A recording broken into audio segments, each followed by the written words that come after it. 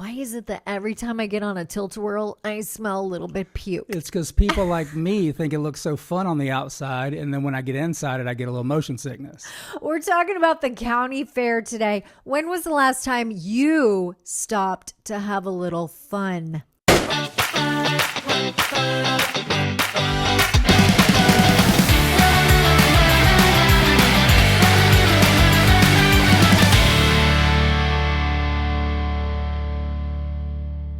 I'm Jana. I'm Jason. And we are living lucky. You are too. We just got back from our vacation. We went to Belleville, Kansas to the county fair. The Kansas Free Fair. And the races. Oh, yes. The midget races. And I'm not being politically incorrect. No, you're not. They're really called the midget races. These are small cars that race really fast around a dirt track. I'm not talking about small people. I'm talking about small cars.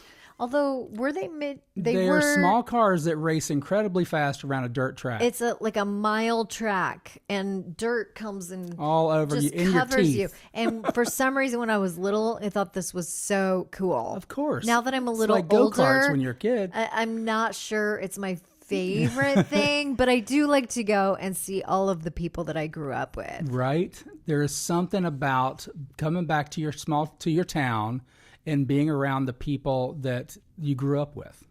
I will say, though, my perspective has changed a little bit. Does the fair get smaller the older you get or the bigger you get? I don't know. I will just say my perspective has changed. Like I used to look at the cows and the animals much differently. Now I see, that's someone's livelihood.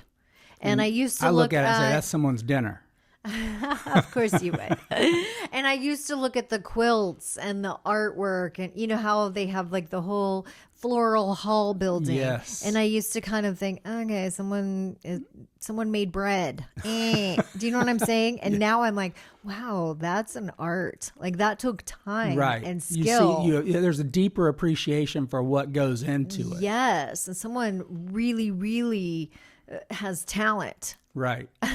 Right. It's not actually can do things with their hands. Yes. And then funnel cake and things Don't like that. Don't bring up the funnel cake. I used to think, oh, that's so yummy. And I now I'm didn't like, get my funnel cake this so time. bad for your hips. It is horrible for your hips. And I promised myself that this was going to be my year to get a funnel cake, and I didn't get it. Good. That's probably it is good, great for and your it's doctor's also appointment. bad.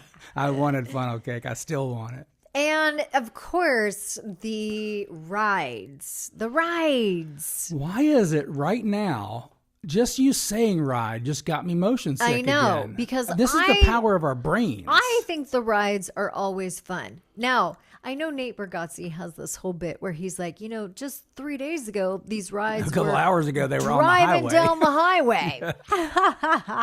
And now we're on it, and you can hear the bolts. You can hear the chains. You can hear it rattle. And we're on these rides thinking, this going is in a circle at 90 miles an hour. Yeah. Feels like it. I know you got sick. My eyes are starting to swirl right now as we're talking about it. Really? Which is really crazy. It was that bad, huh? It's not. I think it's just, it takes me back to when I was probably 8 or 9 and I rode the Mindbender at Six Flags. That's a roller coaster, a wooden roller coaster that has 2 loops in it. Okay. That go upside down, and it bent me over the safety bar that went across the lap. Okay. And had my head basically. Whenever anyone says bend over, I'm like, hello, Mr. Dover. Yeah.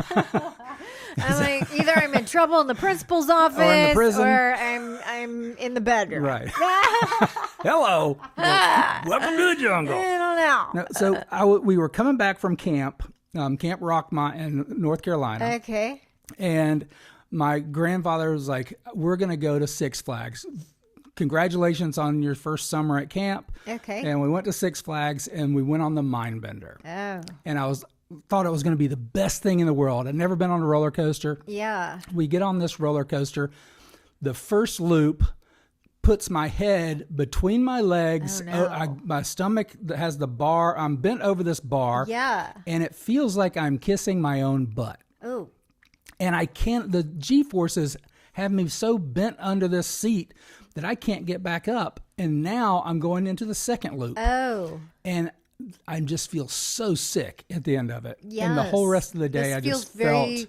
like a very vivid memory. It is a very vivid memory. And now every time I get on a roller coaster or every time I get on a carnival ride of sorts or an amusement park ride, I get motion sickness. So I'm glad you're saying this. And I know you said that you verbalized this while we were there. I don't remember you verbalizing it out loud. Maybe you did. Maybe I was just so excited to get on it. However, well, that's what we went to the fair for, because there's definitely a conflict there, because there's also excitement around being around the rides. Yeah, and we were with the nephews and the nieces, and there's this kid in me that still wants to be on the rides. And also, people that watched me grow up, they were so excited that I was actually getting on a ride that they actually stopped and started taking photos of us. They're like, oh, Jana's unstoppable. She's getting on a ride, even though she's in a wheelchair. And so... Which happens everywhere we go. So they're like taking photos of us and video of us getting on this ride. And so maybe I didn't hear you say... You didn't want to do this. At any rate, I'm sorry about that. Well, the other part of that is it's okay. Okay. Like so I got sick. I didn't vomit. It was not fun for Jason. Let's just say it wasn't. But the overall, like if we zoom out and look at the overall day, it was fun. It was great. Okay, so that part was not fun. That part was fun for me, though. I loved getting on the swings and actually getting to see the overall aerial view. Like, that probably was my favorite I saw part. Nothing. Like, literally. I had tunnel vision the whole time we were on that thing. I will say one part that was not that much fun for me was when everybody wanted to play the games. You give money. Right. And then you, like, shoot baskets into the this small hoop. Which I swear is rigged, okay? And then no matter what happens... You get that dollar prize for the $5 entry fee. You get this stuffed animal that is so big, and then you have to carry it around. Or a goldfish. You get a goldfish. And you carry it around for the rest of the day. And for some reason, I always end up carrying it because... You have a lap. I have a lap. Put it on Jana's lap. I'm in the beer gardens with this goldfish and this great big... It was a stuffed banana is what it was. It wasn't this one, but it was something like it. 10 times that size. Yes, this great big stuffed banana. I'm like, hey. Well, at least it wasn't 100 degrees. Oh, wait. It was. It was. And the beer gardens were all muddy and sandy, and it kept falling on the ground. Fun. But fun. We ran into so many friends. Yes. And they had traveled from all over. The class of 91 was almost having the whole their class reunion. was there. Yeah. I think 23 people were there. And I had so much fun talking to everyone. I will say, have you ever had a moment where you're like, oh, I really don't want to go out tonight. I really don't want to get dressed. I really don't want to put on my makeup. I really don't want to curl my hair. If I had a nickel for every time I thought those things. I just don't want to leave the recliner. Like, I just was in my parents' lazy boy recliner. I was enjoying just in the air being conditioning, at home, right? The ice water sitting right there on the little table next to you. And I don't know why it is, but as I get older, sometimes I just like being in the comfort zone. The comfort zone. It's the comfort zone. However we define that. And sometimes when I just force myself to get out, I always have fun. I always have fun. And it's such a lesson because I came home from the fair and what did I say? I had an effing blast. I had an effing blast. An effing blast. That's what I said. Yeah. I had an effing blast. And it just was such an eye-opener because the whole day I was like, oh, I really just want to stay at home. I just want to go to bed. And I was having stay in my pajamas. This whole thought process in my head of I am excited to ride a ride. Like I was trying to to kind of boo myself up to get on a ride, like get over this hump. Because one day, I swear, one day I will get on a ride and I won't get motion sickness.